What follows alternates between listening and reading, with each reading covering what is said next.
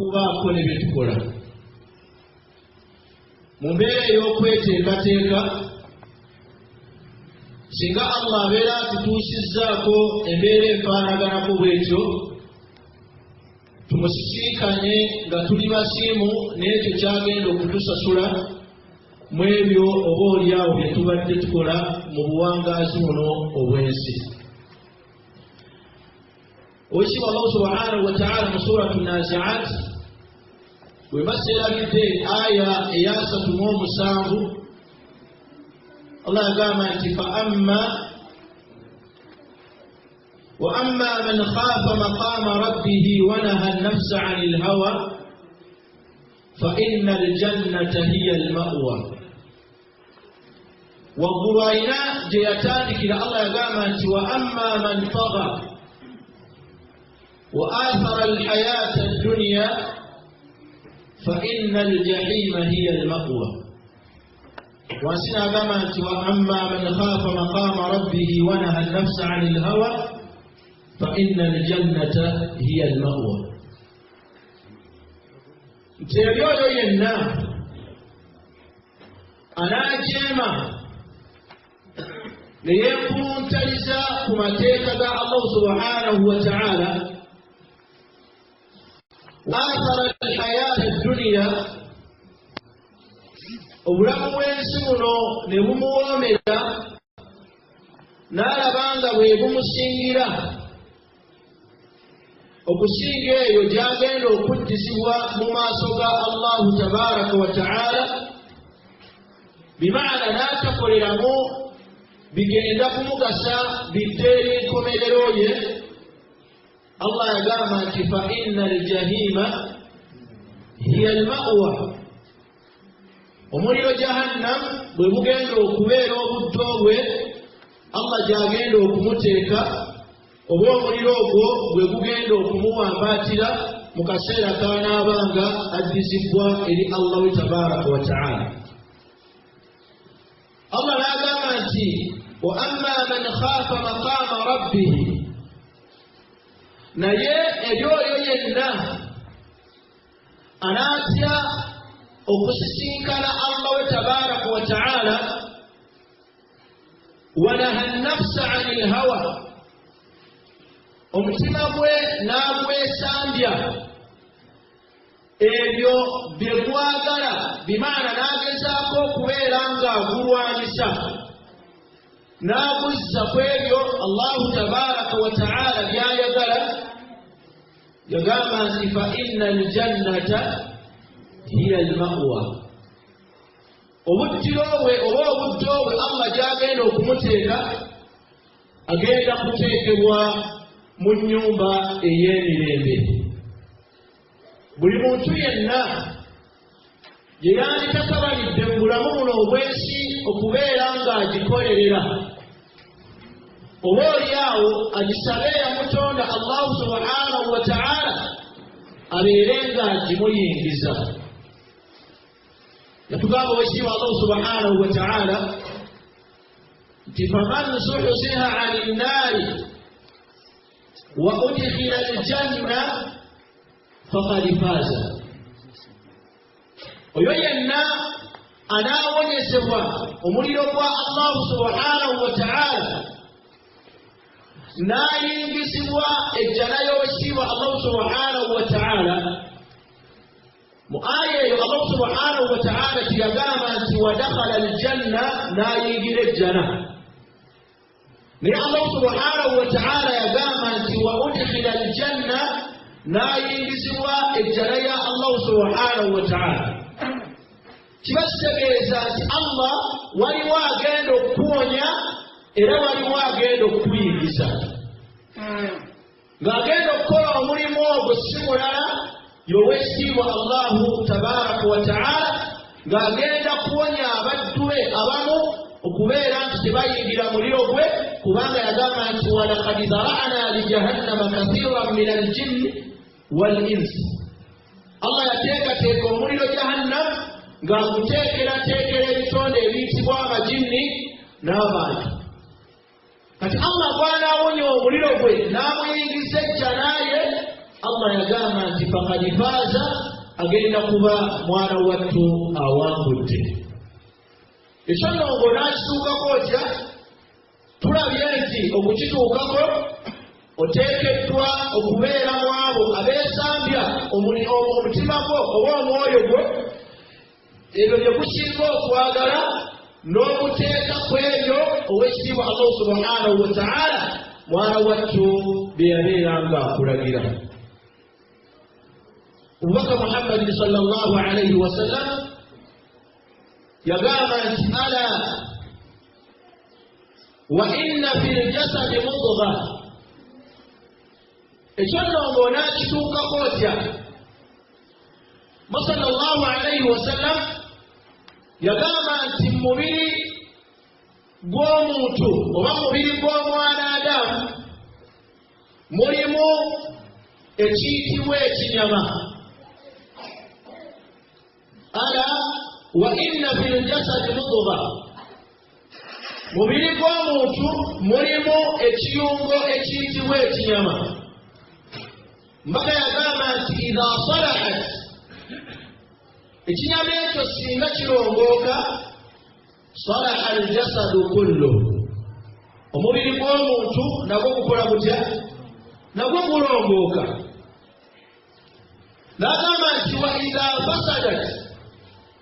singa ekiyungo oba ekinyama ekyo kisalawo okwonooneka,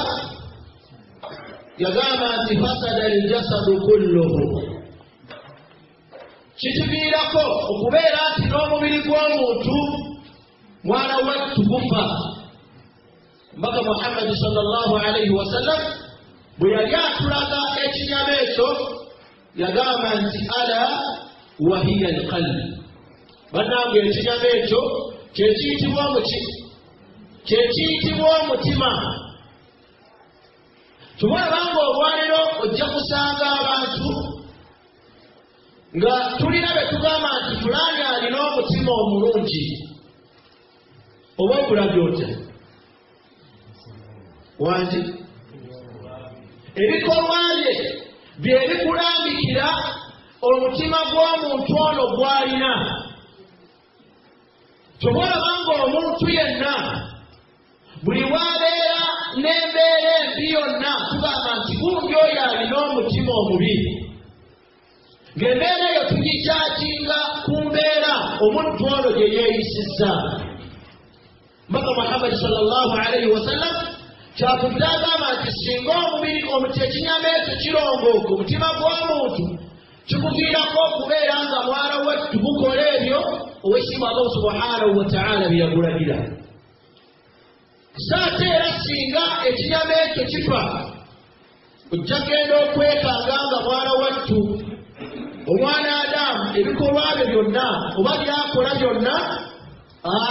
mwana wattu la yubaali, nga mwana wattu teyeefiirayo. Hadithi eyo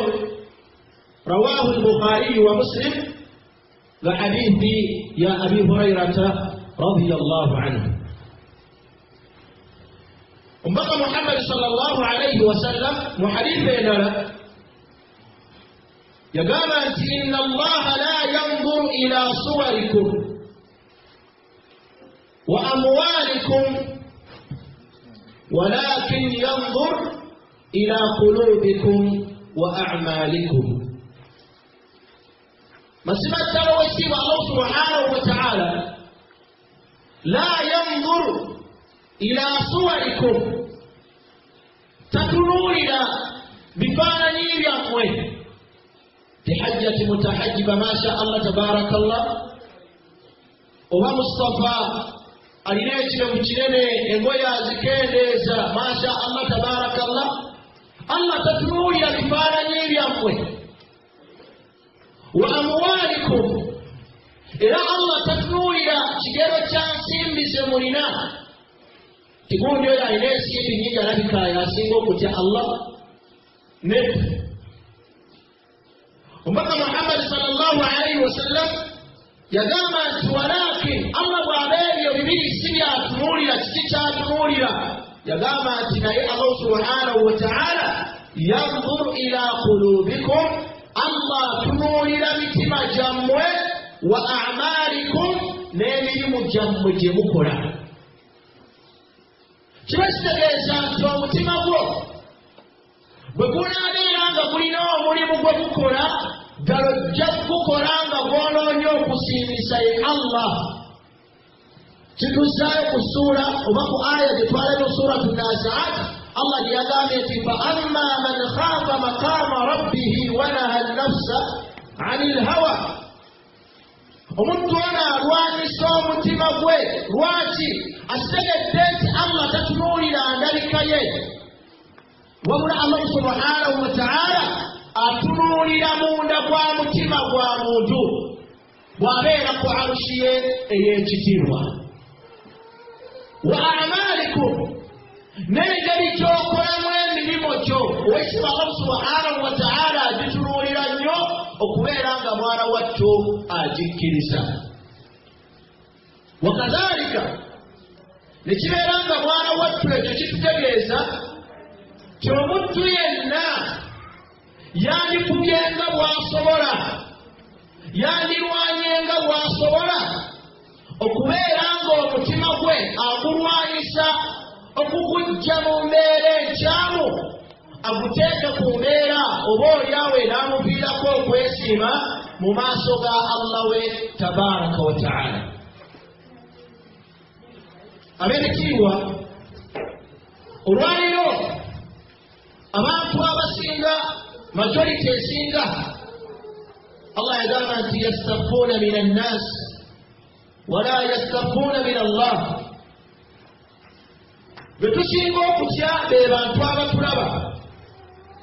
naye Allah waffe tabaraka wa ta'ala tetufuddeeyo kubeera nga tumutya.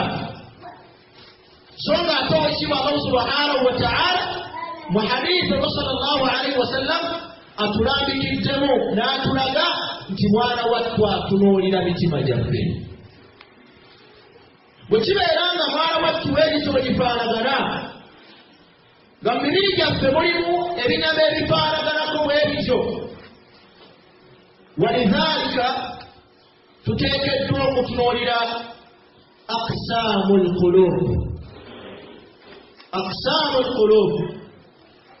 emitima gino mwana wattu nagyo giteekulwamu emiteeko. Emitima giteekulwamu ki? Giteekulwamu emiteeko, nga n'emiteeko egyo giri esatu.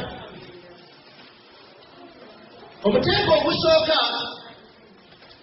al-quluubun saliim. Omuteeko ogusooka mulimu emiteeko gy'emitima nga mwana wattu giyitibwa al-quluubun saliim. Emitima ebiki? Emirimu emiramu. Saliimun min maadha? Nga miramu ki? Saliimun min ashirki.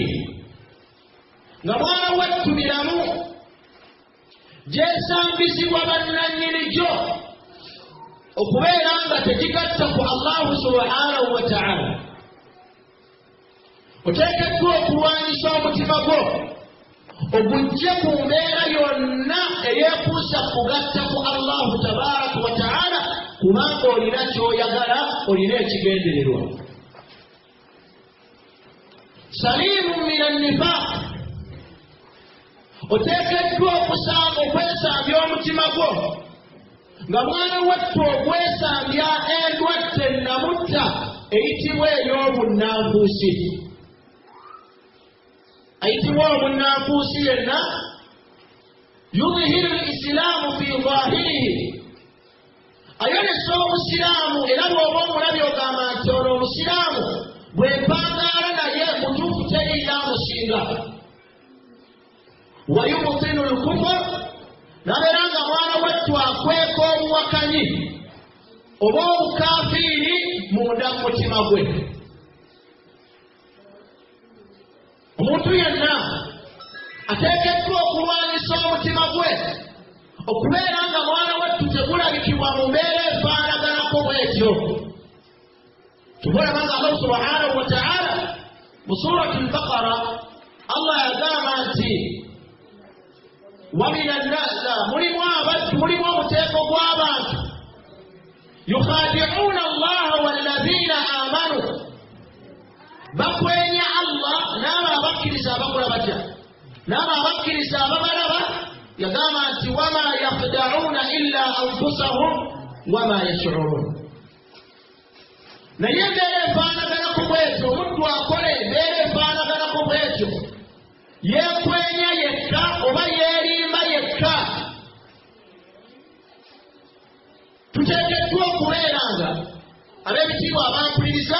emitima gyaffe tugirwanyisa okubeera nga tuyiggyamu endwadde eyitibwa ey'obunanfuusi nga n'omuteeko ogusooka tugambye nti alkulubu salim gy'emitima emiramu omuddu ateekeddwa okulwanyisa omutima gwe abeere n'omutima ogwo mwana wattu oguyitibwa omulamu. mu suratu shuara aya ey'ekinaana n'ekinaana mu omwenda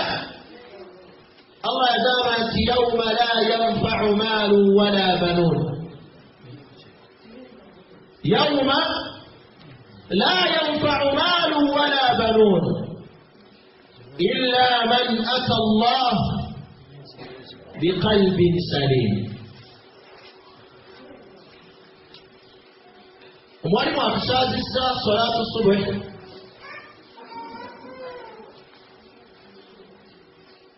mu ssuula z'asomye mulaka esembyeyo asomye mu suratu abasa naye mu aya ezisembayo Allah agamba nti yawma yafirru almar'u min akhihi wa ummihi wa abihi wa sahibatihi wa akhihi.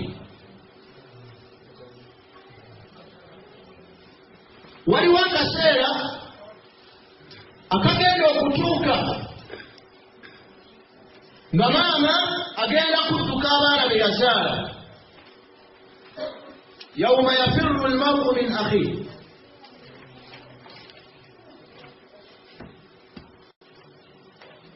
yawma yafirru almar'u min akhihi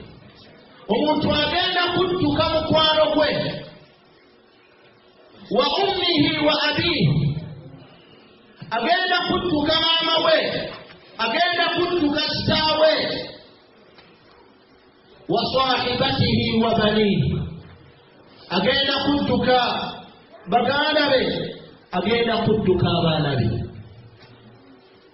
akaseera akafaanaganako bwe kati kasaanidde okufumiitirizibwako bwe kibeera nga bwekityo bwe kifaanagana buli muntu ateekeddwa okulwanyisa omwoyo gwe okubeera nga amukozesa ebyo yatasarrafu kwegamba nga akuteebesa mukole ebyo Allah by'ayagala ng'akaseera kano tekannatuuka. bwe kibeera nga bwekityo bwe kifaanagana Allah subhanahu wa ta'ala mu suratu shuara atugambye nti yawma la yanfa'u maalu wala banuun waliwo akaseera ng'ensimbi omwana Adamu ze yali alina tesigenda kumugasa.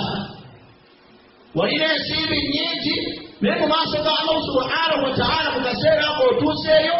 nga mwana wattu tesigenda kugasa. yagamba Allah subhanahu wa ta'ala wala banuun kababeera abaana. mu Qur'ani Allah alina abaddu yayogerako ng'alaga ebyengera bino bibiri nti tebigenda kubagasa.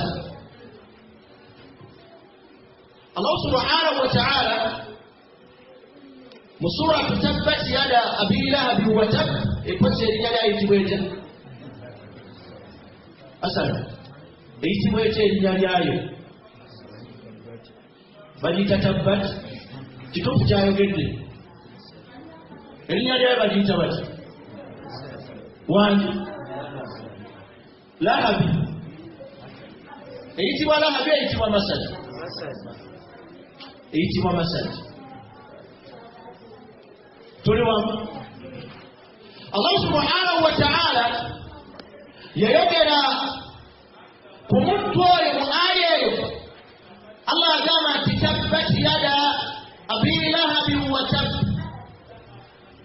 Nemu aya yokubiri Allah agamba nti ma aghna anhu maluhu wama kasaba.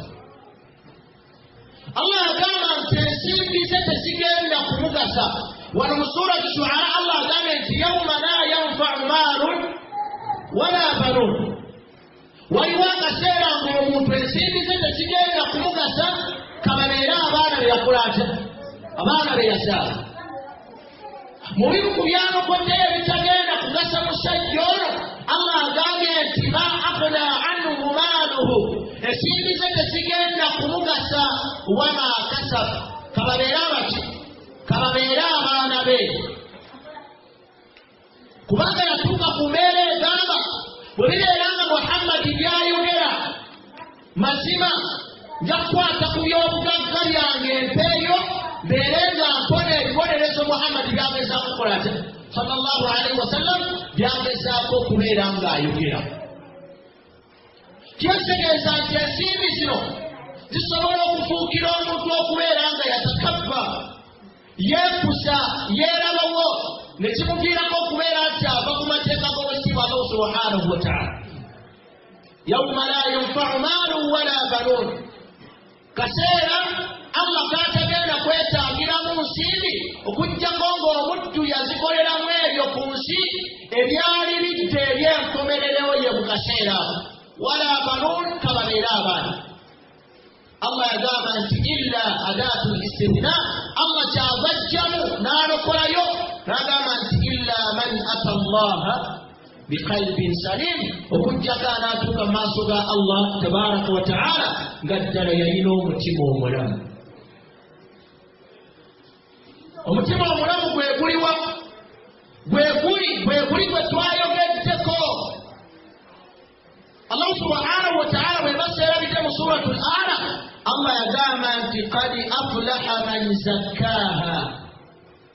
wa qad khaba man dassaaha. Awangudde aliwa oyo atukuza omutima gwe, bimaana n'agulwanyisa okubeera nti aguggyamu ebeera yonna eyinza okumuviirako okutuuka mu maaso ga Allah nga tasiimiddwa. Era azikiridde, afaafagaliddwa, oyo yenna mwana wattwa abbikizza omutima gwe, bimaana n'agukozesa ebyo Allah subhanahu wa ta'ala by'atayagala. Nabaisa abooluganda abakkiriza, omuntu yenna yandirwanyenga bw'asobola okubeera nga mwana wattwa omuteeko gw'omutima guno gw'alina ku nsi kuno kwawangaalira. Al-qulubu salim ateekeddwa okubeera ng'alina oba agwamu egyo emitima emiramu wekisa Allah subhanahu wa ta'ala gy'akola atya, Allah subhanahu wa ta'ala gy'ayagala. Omuteeko ogwokubiri gwe guyitibwa al-qulubu al-marid, omutima omuti, emitima emiti, emitima emirwadde. Wekisa Allah subhanahu wa ta'ala mu suratul Baqara aya y'ekkumi Allah yagamba nti fi qulubihim marad fazadahum Allahu marada. Fi qulubihim marad, mu mitima gyabwe mulimu ki? Mulimu endwadde. Fazadahum Allahu marada, olw'okubeera nti nannyini gwo tafuddeyo kubeera nti agulwanyisa, agujjanjabe. Ab'ebitiibwa nakino tukitegeere nti ku bimu ku biyinza okuyambako okujjanjaba emitima gyaffe gireme kubeera egyo emirwadde, kwe kutuulako mu bifo ebifaanaganako bw'ebiti. Mudawamatu majalisu dhikr, kwe kutuulako mu bifo ebijjukizibwamu amateeka ga Allah, kubanga omutima gwonna buli we gulwala kiba kitegeeza nti guteekeddwa okujjanjabibwa. Nga naawe bunaakeera ku makyanga owulira omubiri gwo teguli si gwa mulembe, togamba nti mutuufu kangendeko ew'omusawo akola atya, ew'omusawo agujjanjabe. Kale oteekeddwa okujjanjaba omutima gwo ng'otuulako mu bifo ebifaanaganako bwe biti. Musimu ku nzijanjaba endala qira'atul Qur'ani wa tadabburi ma'aniha, okusoma ku kitabo kya Allah subhanahu wa ta'ala n'okwekenneenya amakulu agakirimu bangi tetumanyi kugisoma bangi tetufuddeeyo kumanya amakulu gakirimu bangi tusobola okubeera nga twakikwata mu mitwe gyaffe nga tukirina naye nga mwana wattu tetutegeera biki bye tusoma nga tukoma ku kyakukisoma muwawa ne tutambula tukola tutya ne tutambula ne tugenda kati mu mitima gy'abanadamu egimu mulimu endwadde naye endwadde ezo abaddu tetufuddeeyo kuzijjanjaba Allah subhanahu wa ta'ala mu kifo ky'okubeera nti atwejjeereza ate n'abaako endala mwana wattu zaayongeramu nako mu kimu ku mitima emirwadde twagulabye nga mulimu omutima oguyitibwa omutima ogw'obunnanfuusi wahiya qalbul munafiq gwe mutima gw'obunnanfuusi lwaki omunnanfuusi omutima gwe gubeera mulwadde anti ebbanga lyonna buli we yeeraba bw'ati alabanga musiraamu nammwe abamulaba abatalinayo mbeera yonna yakugamba nti kannejjemu embeera efaanaganako bweti kyova olaba nga abaatusooka abalongo ojja kusanga nga ne mu bakyala b'abannabbi mwalimu abaalina embeera efaanaganako bwetyo kaanu yudhiruuna alisilaamu fi zaahirihim bwe baalinganga ewali bannabbi ba Allah baayolesanga obusiraamu obwo bwe balina osobola okubeera ng'oli mukyala nga bbaawo bw'abeerawo ddala omulaga nti imaani gy'olina teriyakulata teriyakusinga naye singa avaawo mwana wattu oddayo ku mbeerayo emanyikiddwa kati ombeera efaanaganako bwetyo omuntu ateekeddwa okugirwanyisa agiggyemu Allah subhanahu wa ta'ala kyava tugamba nti daraba Allahu mathalan lilladhina kafaru imra'ata Nuhi wa imra'ata Luti suratu Tahrim Allah atuwa ekyokulabirako ku bakaaba nnabbi babiri mukyala wa nnabbi Nuh ne mukyala wa nnabbi Lut Allah subhanahu wa ta'ala agamba nti kanata tahta abidaini min ibadina salihain baali bawangaalira wansi w'abaddu bange babiri abalongoofu naye Allah agamba nti fakhanataahuma baalina embeera eya khiyaana ey'okwenya bimaana bannabbi ba Allah bwe baabalabanga baabalabiranga mu mbeera eyo Allah agamba nti falam yughniya anhuma min Allahi shay'a wa qiila dkhula an-naara ma'a ad-daakhiliin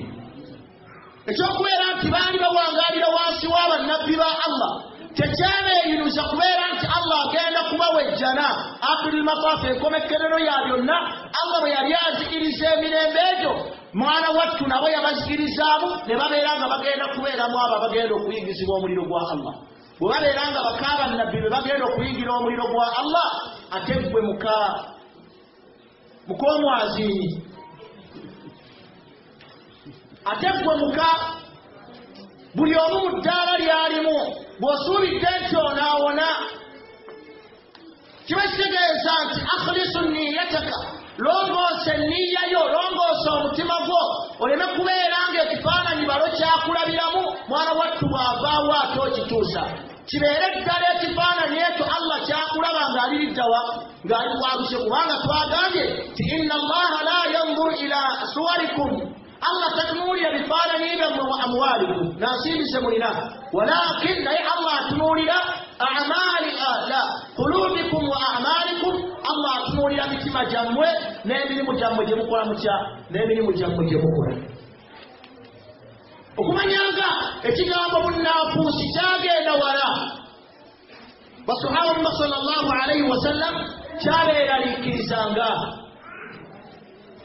nanyini kuuma bya Muhammad sallallahu alayhi wa sallam Hudhayfa ibn al-Yaman obubaka amala okujjuluka mulamu buno obwensi eyamusikira yali Abubakar Siddiq radiyallahu anhu Abubakar bw'amala okuvaawo Umar wajja naye Umar yalina embeera ey'okweraliikirira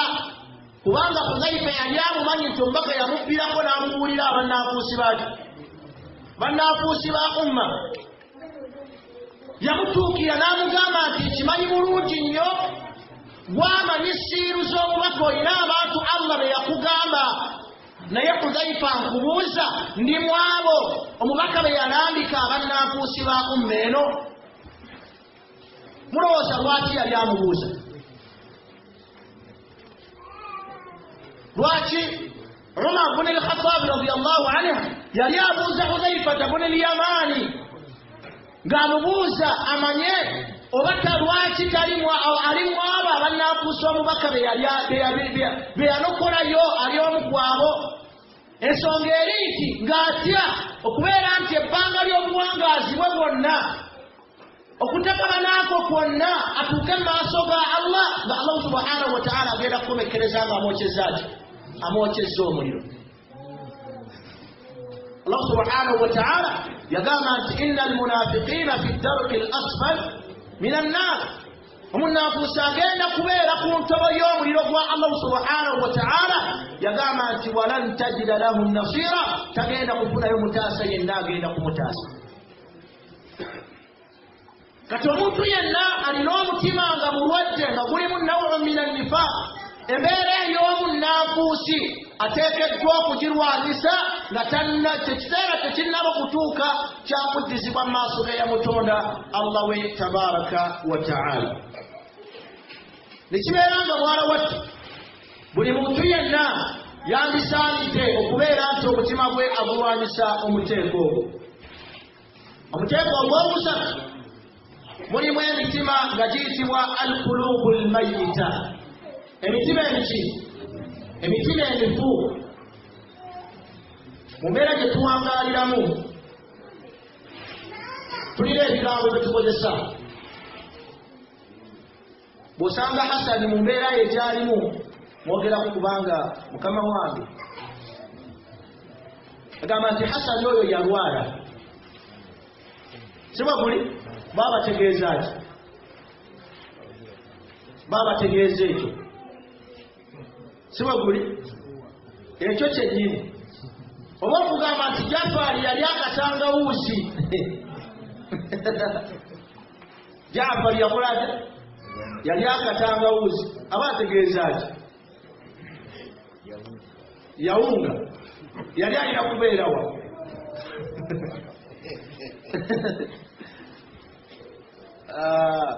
alqulubu almayita mulimu emitima nga gyo mirwadde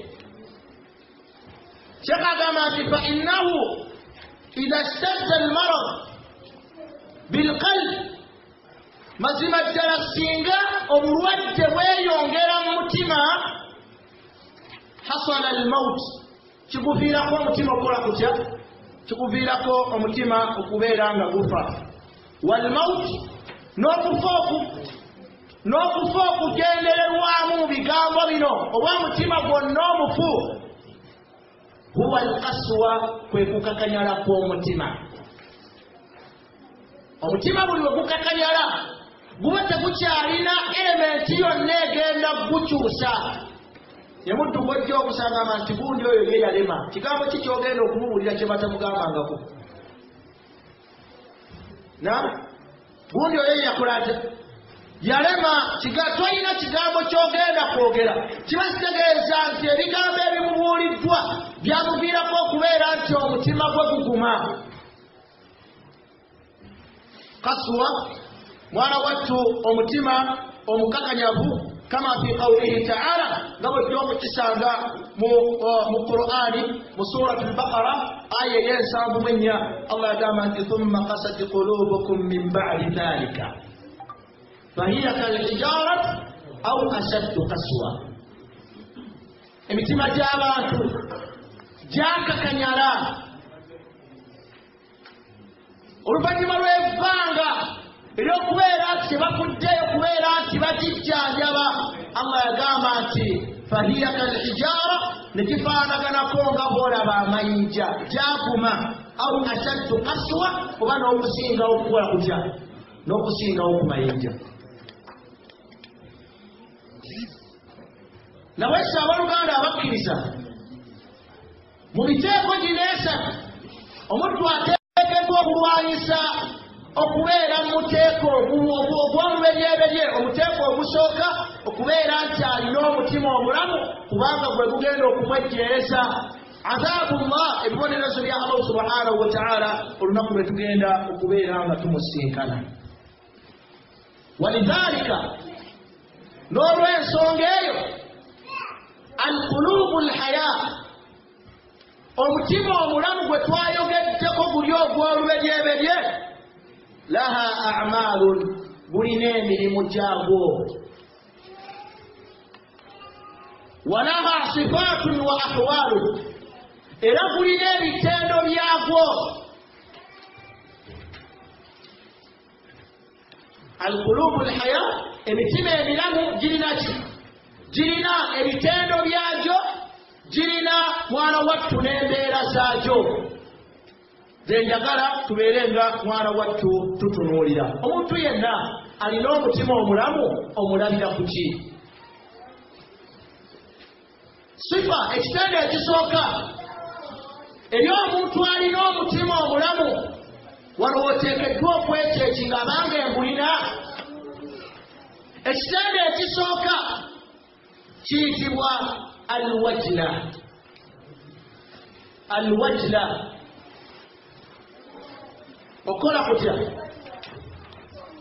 okwennyamira oba okweraliikirira wekitiibwa Allah subhanahu wa ta'ala mu suratu al-mu'minuna aya ey'enkaaga Allah yagamba nti walladhina yu'tuuna ma ataw wa qulubuhum wajila annahum ila rabbihim raji'un walladhina yu'tuuna ma ataw wa qulubuhum wajila annahum ila rabbihim raji'un suratu al-mu'minuna aya y'enkaaga naabo bonna Allah subhanahu wa ta'ala yali ayogera ku baddu abalina emirimu gye bakola naye oluvannyuma lw'okukola emirimu egyo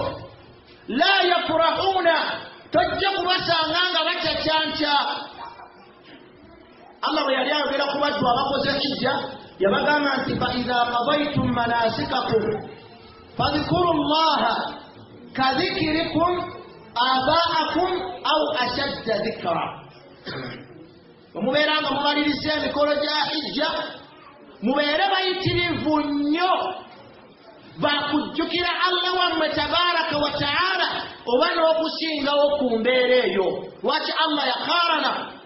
kwegamba yalinaanyisa embeera eya hijja mu kubeera nga mwana wattu tujjukira bakadde baffe kiringanga bw'onaabeera awo n'ojjukira embeera maama wo gy'alimu oluvannyuma lw'okugijjukira n'ogenda n'ogakangenda endabe ku maama kiba kitegeeza okola otya olina embeera ekujjidde mu mutima naye ekyeraliikiriza omuddu ava e Makka bw'amala okuva e Makka n'akomawo e Uganda n'omusanga nga eddembe lyalimu terigambika ng'alinganga eyavudde agamba nti Mustapha ejjala yo omaze okukola otya omaze okugiyingira Allah agambye nti walladhina yu'tuuna ma ataw wa qulubuhum wajila annahum ila rabbihim raji'un aya eno sallallahu alayhi wa sallam yajibuuza maama waffe Aisha radiyallahu anha n'amugamba nti aya eno Allah yali ategeeza ki kyava amugamba n'amugamba nti ya rasulallah ndabanga aya eno yakka ku bantu abasaala abasiiba abakola buli mulimu gwonna Allah gwe yabalagira naye oluvannyuma lw'okugikola ne batandika okubeera nga beetibaga yamugamba nti lasta kadhalika ya binta Siddiq tekiri ekyo nga ggwe bw'okirowooza owange ggwe muwala wani wa Siddiq aya eno Allah subhanahu wa ta'ala kyeyali ategeeza walladhina yu'tuuna ma ataw wa qulubuhum wajila annahum ila rabbihim raji'un naabo abakola bye bakoze na mwana wattu embeera gye babikoledde mu mbeera yakutya Allah yagamba nti wa qulubuhum wajila emitima gyabwe gisigala gikyali myeraliikirivu lwaki annahum ila rabbihim raji'un kiki kye beeraliikirira bagamba nti oba oliawo emirimu gino gye bakoze gisobola okubeera ngaewa Allah waabwe tebagi Allah takoze atya Allah subhanahu wa ta'ala tagikkiriza bwe beeraliikirivu bwalina kyova obanga ojja musanga nga eswala gyekutteko lwaki tamanyi oba muziro zasaala oba oliawo anaatuuka mu maaso ga Allah ngakkirizaayo kuzimu kwezo lwaki innama yataqabbala Allahu min almuttaqin Allah omulimu gwonna gwabeera akkiriza kibeera kitegeeza nti olimu abo abakola batya olimu abo abamutya kati kyekimukozesa emirimu gino n'atagayaala n'otemusanganga n'olukona asimbye bw'abeera mukyala afaayo lwaki tamanyi bino byakola oba Allah subhanahu wa ta'ala mwana wattu abimuddiza omukkiriza yenna alina omutima omulamu abeeramu n'embeera mwana wattu eyo ey'okubeera nga mwana wattu yeeraliikirira Allah yagamba nti mu aya endala mu suratu al-Anfal aya ey'okubiri وسبحان الله سبحانه وتعالى يقول الذين إذا ذكر الله وجلت قلوبهم وإذا تليت عليهم آياته زادتهم إيمانا يقول وعلى ربهم يتوكلون الذين مسم التنار إذا ذكر الله bwebajjukira Allah waabwe oba bebajjukizibwa ku Allah waabwe tabaraka wa ta'ala yagamba nti wajilat qulubuhum emitima gyabwe gikola gitya gyeraliikirira buli oboogera ku kyonoono omuddu kyabadde akola omutima gwe gweyeraliikira agamba nti ŋŋenda kusinkana nti Allah wange n'ebyonoono bino byennyina la yafrah maa dhanbi tasanyuka na kyonoono kyalina nze kasita nkola bwenti nsinga gundi akola bwati wajira yeeraliikirira ajjukidde akaseera kagenda okusiikanira mu Allah we bw'omu Allah atandika okumubuuza eno majorite y'abantu abandi baalaba temweyiruza alladhina idha dhukira Allah mwana wattu wajjukira Allah oba wajjukizibwa mu mateeka ga Allah tabaraka wa ta'ala yagamba nti wajilat qulubuhum emitima gyabwe gijjula okweraliikirira n'okwennyamira yagamba nti wa idha tuliyat alayhim ayatuhu ate kiyitirira bwe basomebwa amateeka g'owekitiibwa Allah subhanahu wa ta'ala bwe basomebwa amateeka al aya yagamba nti zaadatuhum imaana obukkiriza bwabwe bukola butya bukkiriza bwabwe bweyongera bulinnya bw'oba tebugamba nti nedda nze we nasibira weewo mulimu abaddu bajja okusanga nga Allah yabagamba nti wa idha qila lahum ta'alaw ila ma anzala Allah bannange mujje eri ebigambo bya Allah Allah agamba wa ila rasuli omubaka agamba bakuddamu kimu ne bagamba nti hasbuna ma wajadna alayhi abauna bitumalira ebyo twasinkanako bajjajjaffe baalinga bakola batya bye baalinga bakola nze ku busiraamu sikyalina kyennyongeramu nze ku busiraamu bwange sirina kyenneeyongerako naye bano abaddu abalina emitima emiramu wa idha tuliyat alayhim ayatuhu bwe basomebwa amateeka ga Allah okuva ejjo abaabaddewo okuva ejjo paka olwaleero musomebwa amateeka ga Allah mbaka yagamba nti al imaanu yazid wa yanqus imaani erinnya nekoleeta nekka yaziidu bitaa erinnya namugongo omuddu bw'abeera nabwo wa yanqusu bilmaasi ateekendera lwa byonoono omuddu byakola atya omuddu byakola wa idha tuliyat alayhim ayatuhu zaadatuhum imaana Allah yagamba nti wa ala rabbihim yatawakkaluuna eri Allah waabwe tabaraka wa ta'ala mwana wattu gye beesigamira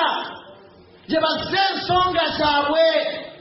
agamba nti insha Allah wekiba Allah subhanahu wa ta'ala ajja kummalira ebyetaago byabwe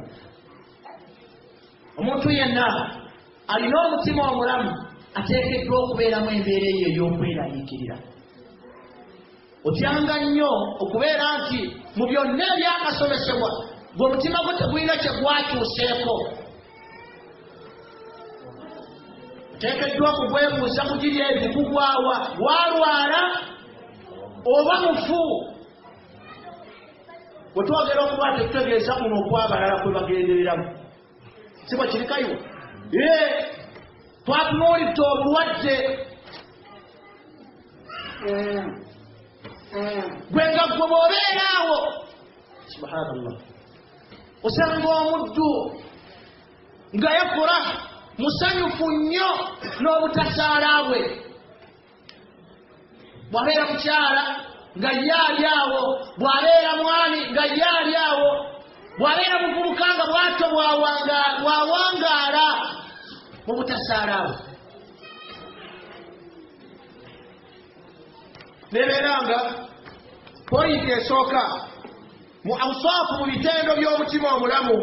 buli yenna anoonya omutima omulamu ateekeddwa okwenoonyeza mu mbeera eyo. Embeera ey'okubiri almaiya almahabba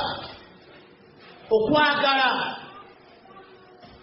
alhubbu kwagala kiko tutegeeza oteekeddwa okubeera nga mwana wattu obeera muyitirivu wa kwagala Allah subhanahu wa ta'ala. Allah subhanahu wa ta'ala mu surati al-Baqara aya 65 Allah yagamba nti wa minan nas ne mu bantu man yattakhidhu min duni llahi andada yuhibbunahum ka hubbillah Allah yagamba nti walladhina amanu ashaddu hubban lillah wa minan nas namu bantu man yattakhidhu min duni llahi andada waliyabeefunirayo ebyo ebitali Allah ne babyeteekerawo nga bye bakola batya nga bye basinza Allah agamba nti yuhibbunahum nga mwana wattu babyagala nnyo ka hubbillah nga bwe bandyagadde nga bwe bandyagadde Allah.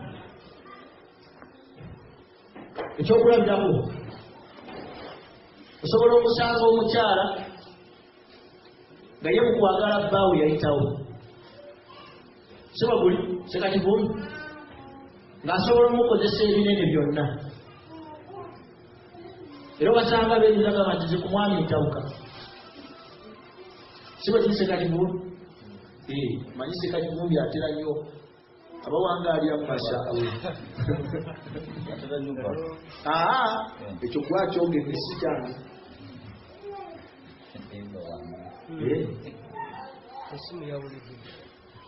mu kukozesa ebinene kiba kitegeeza nekikuviirako okuva ku ebyo Allah bye yakulaalikako by'oteekeddwa okukola kiba kitegeeza nti osengezza kino n'oyawukana ne kweka Allah kyeyakola atya kyeyakulagira okubeera ng'okola. Wa minan naasi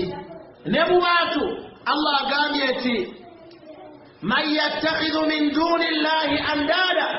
yagamba nti yuhibbunahum ka hubbillah bayitirivu bakubyagala okusinga mwana wattu bwe bandyagaddemu Allah waabwe tabaraka wa taala. Allah agamba nti walladhina amanu ashaddu hubban lillah naye baaba abattu abayitibwa abakkiriza bayitirivu bakwagala Allah waabwe tabaraka wa taala.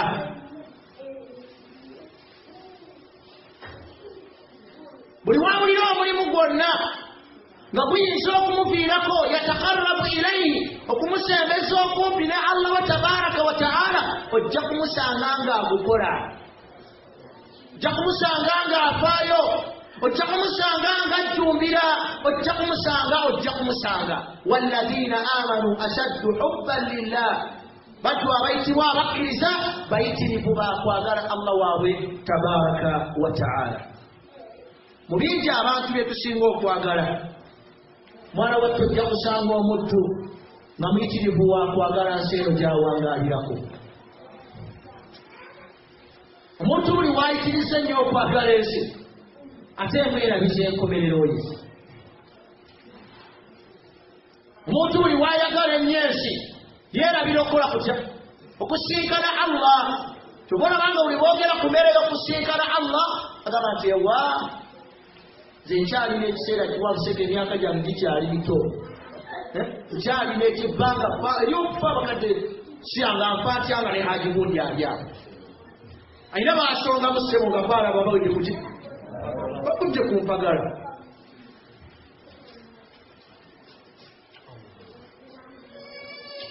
hadithi ng'ekiwa ku Abi Musa al-Ash'ari radiyallahu anhu. Abi Musa al-Ash'ari okusiima kwa Allah kubeere ku ye agamba anna Rasulullahi sallallahu alayhi wa sallam qaala mazima ddala omubaka wa Allah okusaasira n'emirembe kibeere ku ye yagamba man ahabba dunyahu. Abi Musa al-Ash'ari mbaka yagamba nti man ahabba dunyahu omuntu buli waayitiriza nnyo okwagala ensi eno omuntu buli waayitiriza okwagala ensi eno mbaka yagamba nti adarra bi akhiratihi emwerabisa enkomerero ye. Man ahabba dunyahu omuntu buli waayagala ennyo ensi emwerabisaaki mwerabisa enkomerero byonna byakola nga tafaayo la yubaali mbaka n'agamba nti waman ahabba akhiratahu ate omuntu buli waayagala ennyo enkomerero bibaana nga buli kyakola kyonna alabanga ekikola kitya alabanga ekisembayo. mu hadithi emu ya Abdullahi ibn Umar sallallahu alayhi wa sallam Abdullahi ibn Umar agamba nti olunaku lumu mbaka yamukwata ku kibegaabega kye n'amugamba nti ya Abdullah wange gwe Abdullah kun fi dunya kaannaka gharibun beera ku nsi naye nga ku nsi eyo kitwala eti olinga ataliiko aw abiri sabiri oba kitwala eti oli mutambuze ogitambulirako akaseera konna olina gy'oteekeddwa okuggusibwa okutuuka.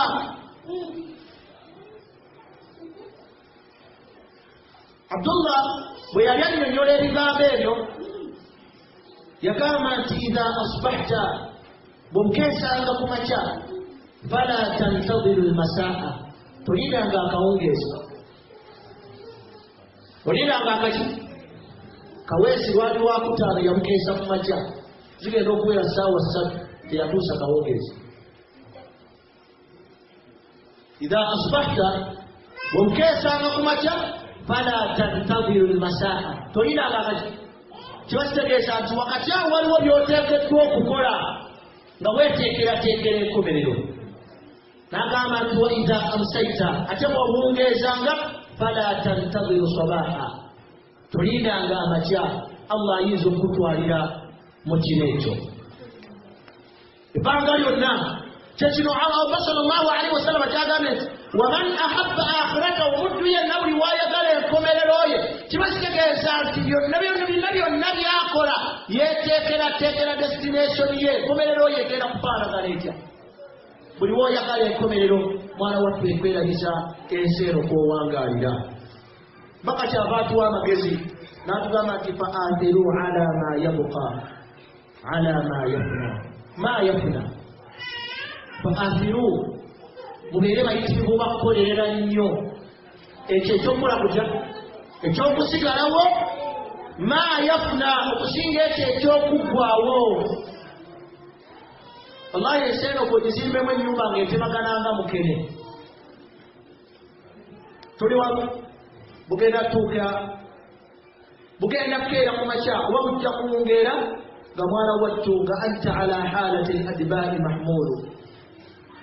nga bakutadde mu ssuuka 3 bakutadde ku kamwana adaale nga bwe mukayita bakwolekeza mu mimwanyi ewammwe n'ensimbizo z'obadde olina n'ebitiibwa byo by'olina ng'ogenze kusinkana Allahu tabaraka wa taala.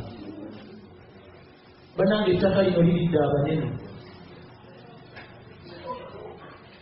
eggwanga Uganda yakafugibwa abakulembeze bameka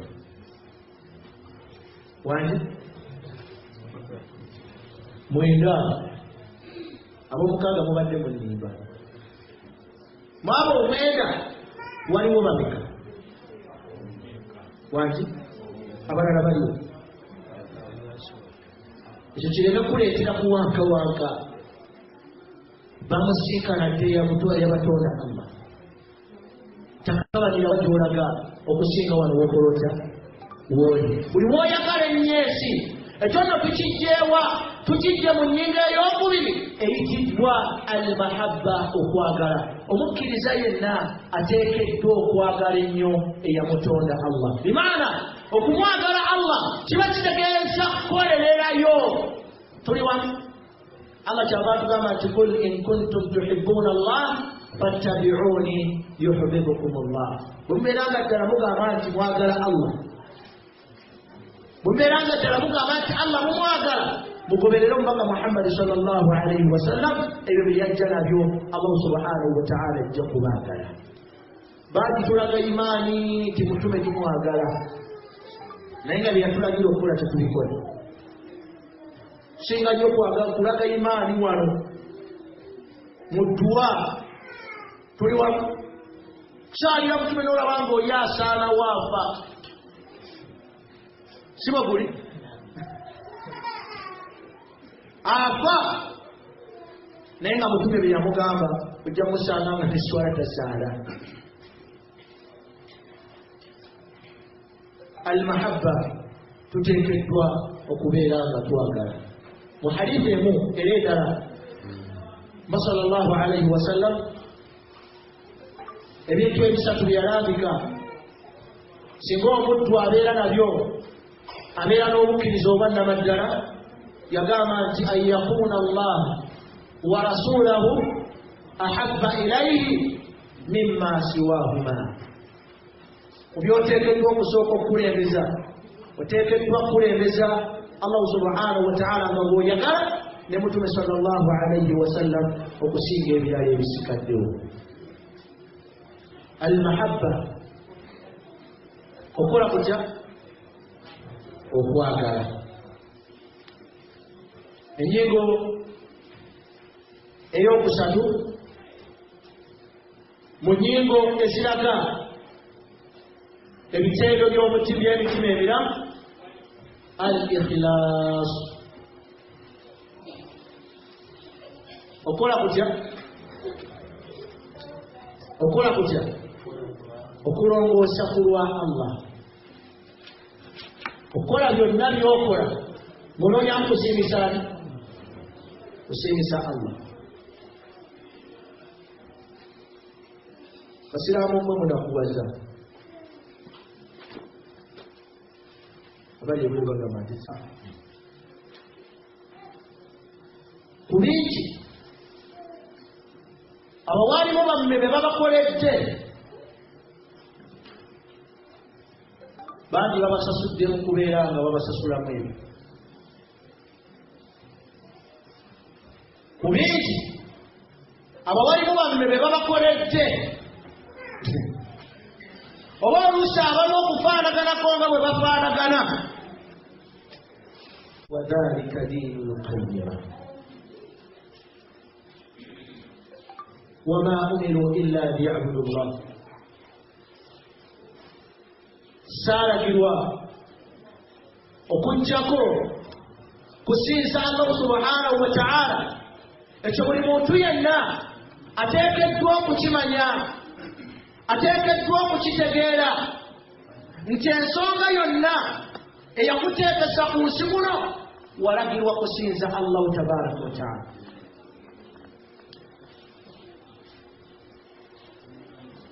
obufumbo ibaada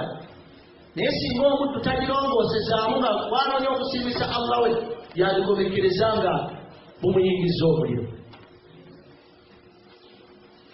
ekitegeeza ibaada bingi naye byonna tuteekeddwa kubikola nga mwana wattu tusinza Allah subhanahu wa ta'ala mukhlisiina lahu ddiina nga tulongooseza ye Allah subhanahu wa ta'ala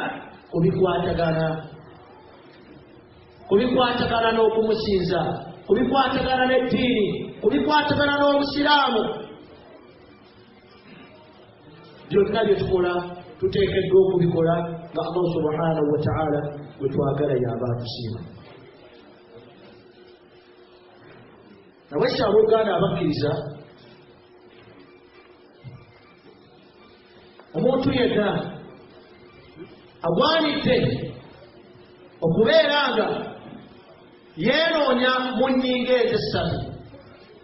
abange ennyingo ki gy'olina nnyingo ki gy'olina mutima ki gw'olina tukanya kutenda bannaffe na kubagamba nti gundi oyo alina omutima omubi gundi oyo alina omutima omubi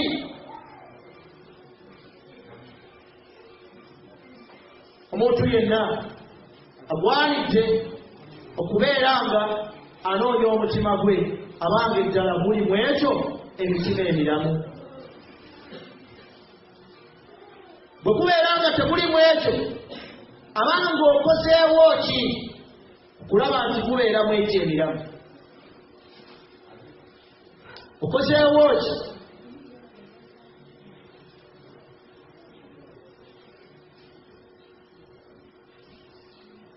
ekyo nno kikulu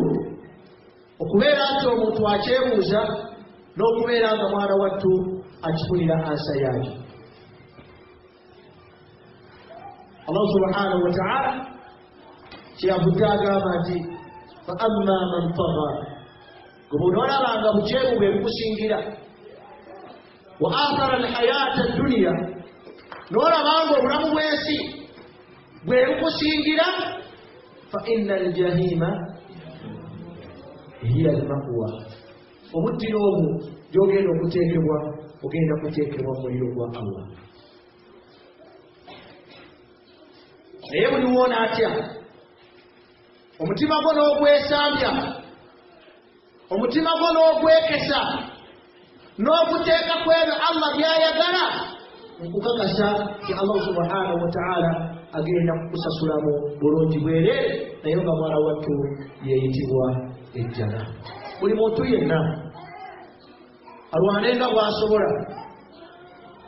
okubeera ng'akola ebyo Allah subhanahu wa ta'ala by'ayagala n'okubeera nga mwana wattu alekayo ebyo Allahu tabaraka wa ta'ala oboolyawo byeyamuziyizaako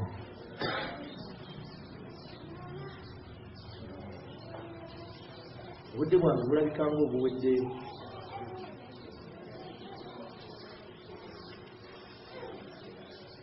saba Allah subhanahu wa ta'ala atuwangaalize ku mbeera ey'okumutya bw'aba asazeewo entuuko yaffe ey'okumusinkana tumusinkane nga musiimu n'ebyo bye tuba tetukola mu nsi mwegera Allah subhanahu wa ta'ala nga musaba tuli bayitirivu bakusobya gy'ali musonyiye ate era musaasize tusaba Allah subhanahu wa ta'ala nga mwegayirira atusonyiwe ate era atuteeke mu baddu be baasaasira saba Allah subhanahu wa ta'ala atuteekera obufulumiro mu buli mbeera yonna ebeera etufunda walibbe mwegayira Allah subhanahu wa ta'ala nga musaba ateeke obufulumiro mu mbeera yaffe yonna ebeera etufunda walidde musaba Allah subhanahu wa ta'ala ateeke obutebenkevu bw'amaaso gaffe mu baana bammwe ne mu bakyala bammwe saba Allah subhanahu wa ta'ala atulage amazima nga mazima atuwe okubeera nga tugagoberera atulagira obulimba nga bulimba abeere nga abutwewaza aleme kubitufaanaanyiriza kubanga bw'anaabifaananya tujja kubula subhanaka allahumma wabihamdik ashhadu an la ilaha illa anta astaghfiruka wa atubu ilayk subhana rabbika rabbil izzati amma yasifun wa salamun ala al mursalin والحمد لله رب العالمين وبارك الله فيكم وجزاكم الله خير سبحانك اللهم وبحمدك أشهد أن لا إله إلا أنت أستغفرك وأتوب إليك سبحان ربك رب العزة عما يصفون وسلام على المرسلين والحمد لله رب العالمين السلام عليكم ورحمة الله وبركاته